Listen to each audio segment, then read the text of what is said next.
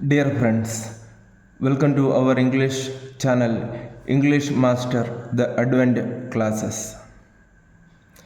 Speak English in 100 days. दोस्तों, अपना channel English master the advent classes में आप सभी का स्वागत है।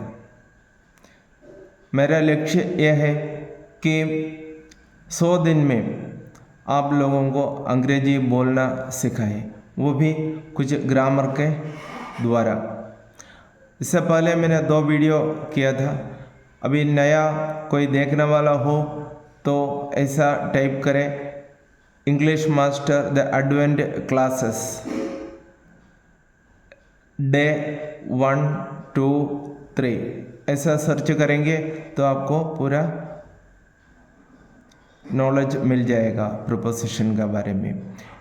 पहले का 2 वीडियो में मैं कुछ प्रीपोजिशंस और उन प्रीपोजिशन के हिंदी मीनिंग आपको बताए थे। अंग्रेजी बोलने के लिए इन छोटे छोटे शब्दों का बहुत अधिक महत्व होता है। आज मैं उनमें से एक इम्पोर्टेंट प्रीपोजिशन ऑन के बारे में आपको मैं बताने वाला हूँ। ऑन यूज़ करके कुछ नाउन प्रीपोजिशन यानी प्री यानी पहले, पोजीशन यानी स्थान। यानी बात यह है कि किसी नाउन का या प्रोनाउन का पहले उपयोग करने वाले या किए जाने वाले छोटे शब्दों को हम प्रीपोजिशंस बोलते हैं। इंग्लिश में प्रीपोजिशन का उपयोग के लिए कुछ स्ट्रिक्ट रूल्स नहीं है, परंतु कुछ प्रीपोजिशन ऐसा है एट, ऑन, इन, इस प्रकार का प्रीपोजिशन का कुछ रूल्स तो होते हैं, लेकिन अपने अंग्रेजी बोलना सिखाना है मेरा लक्ष्य। इसके लिए मैं पहले ऑन का अर्थ है पर या के ऊपर या ऊपर। भी कुछ एग्जाम्पल में इसमें लिखा है। इस इतना एग्जाम्पल आप अगर पढ़ोगे तो आपको समझ में आ जाएगा ऑन का प्रयोग कैसे होते हैं, बाकी प्रीपोजिशन का प्रयोग कैसे होते हैं, ये सब आपको पता चलेगा। दोस्तों, मेरा आपसे निवेदन है, आप अगर मेरा चैनल सब्सक्राइब नहीं किया हो तो कृपया सब्सक्राइब करें, शेयर करें, लाइक करें, कमेंट में मुझे बताइए आपको इस चैनल किस प्रकार उपयोगी हो रहा है।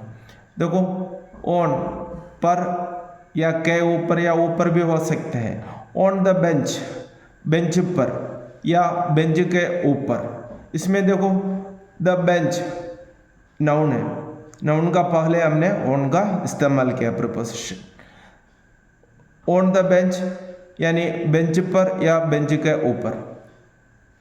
ऑन द टेरेस, टेरेस यानी छत। ऑन द टेरेस यानी छत पर, यानी मकान का बारा ऊपर।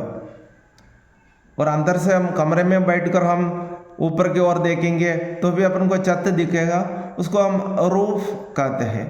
टेरेस का ओरिजिनल मतलब यह है किसी बिल्डिंग का ऊपर का। ऑन द टेबल, मेज पर या टेबल पर या टेबल का ऊपर।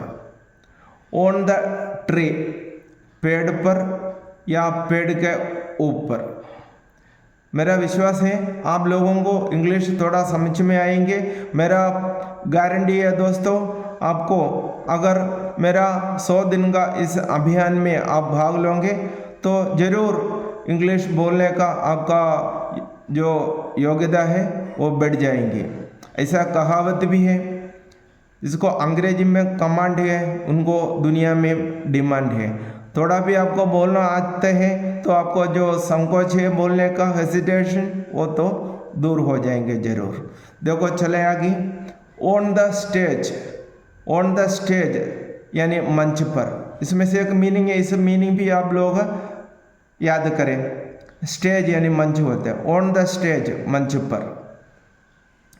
ऑन द ओकेशन, ओकेशन को हम हिंदी में बोलते हैं अवसर पर। ऑन द ओकेशन हम ऐसा बोल सकते हैं इस अवसर पर या अवसर पर। ऑन द रोड यानी सड़क पर। ऑन द रोड यानी सड़क पर।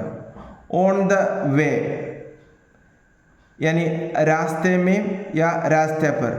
हम किसी को बोलते हैं ना, मैं रास्ते पर हूँ, मैं आ रहा हूँ, उसके लिए हम बोल सकते हैं on the way. I am on the way, मैं रास्ते पर हूँ। On the birthday, on the birthday, on the birthday, जन्म दिवस पर। ऑन द बर्थडे, जन्म दिवस पर। देखो दोस्तों, ऑन द इंडिपेंडेंस डे, हम इंडिपेंडेंस डे यानी स्वतंत्रता दिवस पूरा दुनिया में जो भारतीय रहते हैं मनाते हैं।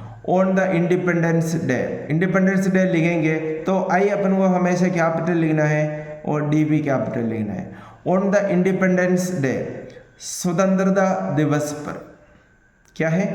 ऑन द इंडिपेंडेंस डे, स्वतंत्रता दिवस पर।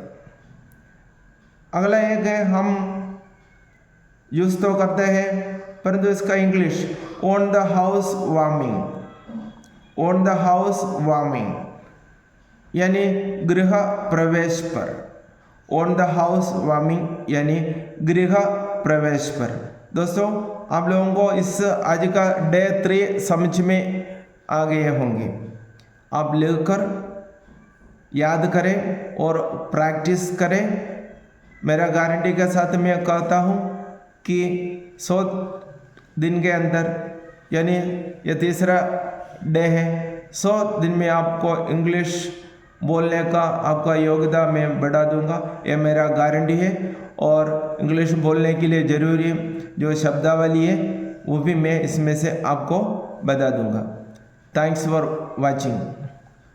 अगला वीडियो की इंतज़ार करें।